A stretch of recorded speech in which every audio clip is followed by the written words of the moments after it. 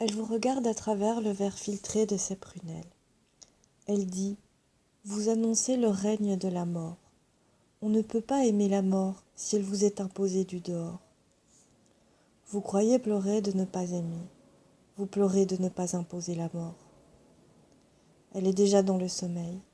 Elle vous dit d'une façon à peine intelligible « Vous allez mourir de mort. Votre mort a déjà commencé. » Vous pleurez. Elle vous dit « Ne pleurez pas. Ce n'est pas la peine. Abandonnez cette habitude de pleurer sur vous-même. Ce n'est pas la peine. » Insensiblement, la chambre s'éclaire d'une lumière solaire, encore sombre. Elle ouvre les yeux, elle les referme.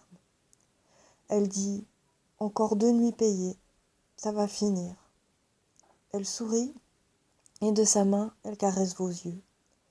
Elle se moque en dormant. Vous continuez à parler, seul au monde comme vous le désirez. Vous dites que l'amour vous a toujours paru déplacé, que vous n'avez jamais compris, que vous avez toujours évité d'aimer, que vous vous êtes toujours voulu libre de ne pas aimer. Vous dites que vous êtes perdu. Vous dites que vous ne savez pas à quoi, dans quoi vous êtes perdu. Elle n'écoute pas, elle dort. Vous racontez l'histoire d'un enfant. Le jour est venu aux fenêtres. Elle ouvre les yeux, elle dit « Ne mentez plus ».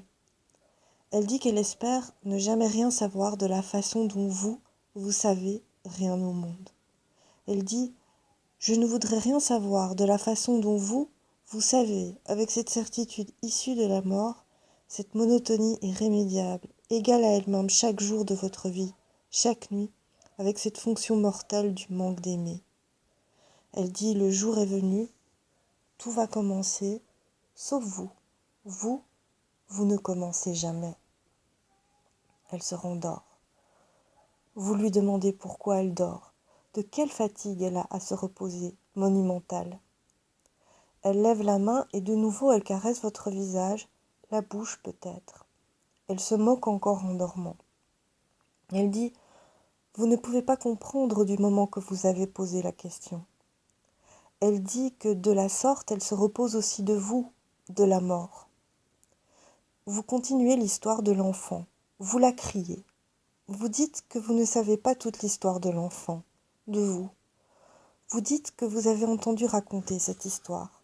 Elle sourit, elle dit qu'elle a entendu et lu aussi beaucoup de fois cette histoire, partout, dans beaucoup de livres. Vous demandez comment le sentiment d'aimer pourrait survenir. Elle vous répond, peut-être d'une faille soudaine dans la logique de l'univers. Elle dit par exemple d'une erreur. Elle dit jamais d'un vouloir. Vous demandez, le sentiment d'aimer pourrait-il survenir d'autre chose encore? Vous la suppliez de dire. Elle dit de tout, d'un vol d'oiseau de nuit, d'un sommeil, d'un rêve de sommeil, de l'approche de la mort, d'un mot, d'un crime, de soi, de soi-même, soudain sans savoir comment. Elle dit regardez, elle ouvre ses jambes et dans le creux de ses jambes écartées, vous voyez enfin la nuit noire. Vous dites, c'était là, la nuit noire, c'est là. Elle dit viens, vous venez. Entrez dans elle, vous pleurez encore. Elle dit ne pleure plus. Elle dit prenez-moi pour que cela ait été fait. Vous le faites. Vous prenez, cela est fait, elle se rendort. Un jour, elle n'est plus là. Vous vous réveillez et elle n'est plus là. Elle est partie dans la nuit. La trace du corps est encore dans les draps. Elle est froide. C'est l'aurore aujourd'hui.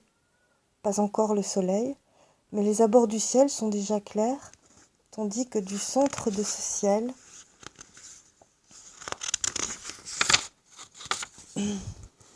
l'obscurité tombe encore sur la terre dense. Il n'y a plus rien dans la chambre que vous seul. Son corps a disparu. La différence entre elle et vous se confirme par son absence soudaine.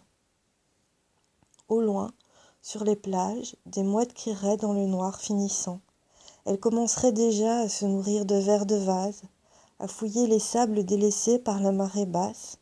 Dans le noir, le cri fou des mouettes affamées, il vous semble tout à coup ne l'avoir jamais entendu.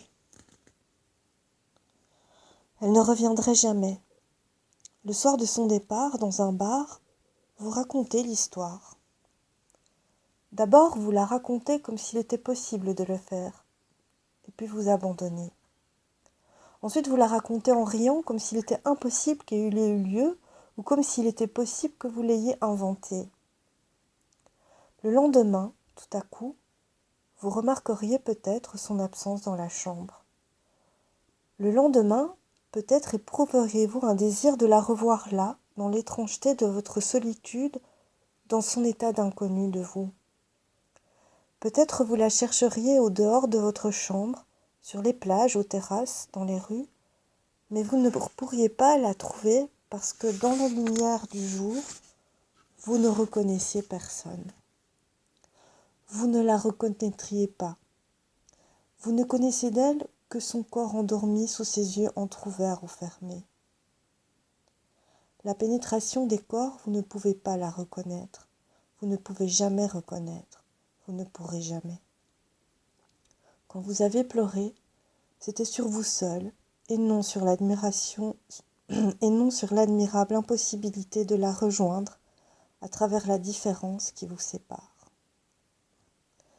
De toute l'histoire, vous ne retenez que certains mots qu'elle a dits dans le sommeil, ces mots qui disent ce dont vous êtes atteint, maladie de la mort. Très vite vous abandonnez, vous ne la cherchez plus, ni dans la ville, ni dans la nuit, ni dans le jour. Ainsi cependant, vous avez pu vivre cet amour de la seule façon qui puisse se faire pour vous, en le perdant avant qu'il soit advenu.